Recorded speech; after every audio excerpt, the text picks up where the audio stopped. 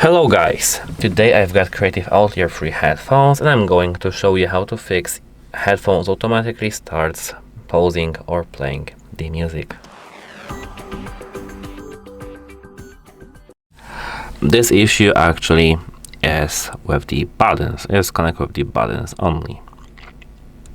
Because if you click and hold this button for 1 second, it will push the song forwards, and if you go with this one is plus, forward, backward if you hold. So this is only connected with this thing, and M button is connected with pausing and playing. So how to fix this? You need to at first see if you can click them.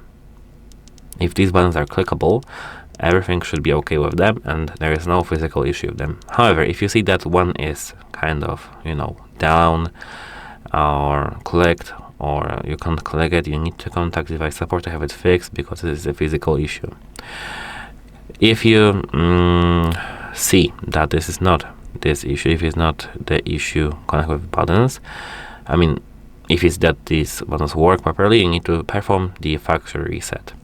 When your headphones are turned off, like this, you need to hold this M button, this middle one, for 5 seconds till you see that this light goes like this. Now keep holding volume minus and plus till you see that this light goes purple like this. And now you should be able to connect your headphones to your phone back again. If it doesn't want to work, and if you still see that we've got your music auto play and pause, if you've still got this issue, you need to try connecting your headphones with a different device, like for example a laptop, PC, doesn't matter, and you need to check if you see the same issue here. If you see the same issue on other device, your phone is not at fault and your headphones are at fault, and you need to contact the device support of your headphones.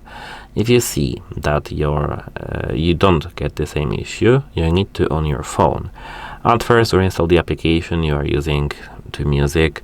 Try using another application connected with music to see if you still got the same issue, and as a last resort, you need to restart your phone and contact the device support of your phone. That's it. Bye.